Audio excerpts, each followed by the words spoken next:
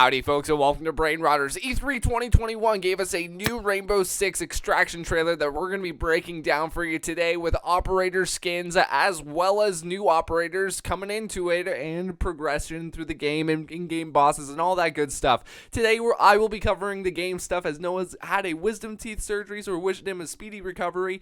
However, he did put together this description that I'm going to be giving you today. I'm just the intermediary guy here. I think when it comes to the event, we have to compare it to the Outbreak season Chimera that brought us operators like Lion and Finka. In fact, they are the only two operators returning from the list of operators who were assigned to the first Outbreak event besides Ash, such as Glaz, Buck, and Smoke won't be returning. But never say never, because the trailer shows Lion, Ela, and Nomad going to rescue Hibana. And in that light, it means as we progress through the event, it's called extraction, so as you extract and exfil and rescue these operators, you unlock them for the rest of the event and they become playable, such as Doc, who we see near the end of the trailer. As for the new enemies, they are looking a ton bunch different from their previous Outbreak iterations. I mean, the previous ones looked more to resemble zombies, whereas these ones actually look like aliens. I mean, the Breacher looks more like he's carrying a package of things instead of the weird porcupine version of him that we got before. The Apex is strangely looking like the Predator, which I think is a riff on the idea that in the wild you got your apex predators, so it's not a shock that they inspired this apex from the Predator from pop culture.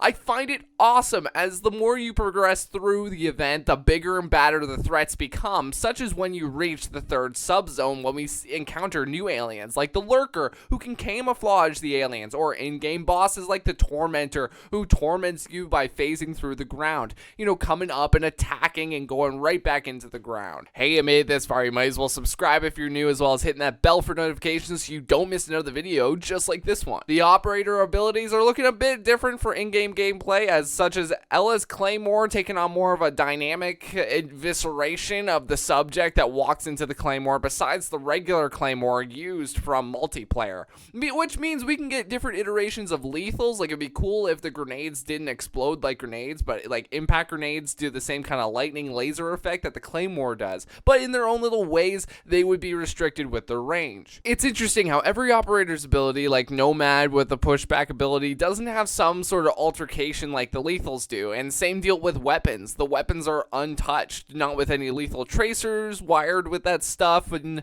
on the topic of weapons, loadouts remain the same way too, with Ela having her Scorpion and Lion the drum mag vector. The operators don't really change, besides the more obvious ones with Vigil being able to cloak from the aliens. Something we can expect for this season is to drop custom skins with the Outbreak yellow for each operator, like the original Outbreak season did for playable operators. From that, we can see skins for Tachanka and even Capiteo. So folks, what'd you think of this breakdown? Let me know your thoughts in the comment section below. I appreciate you all watching. Thank you for the massive support recently, and thank you to Noah who helped make this video, but unfortunately he wasn't able to deliver it on account of his wisdom teeth.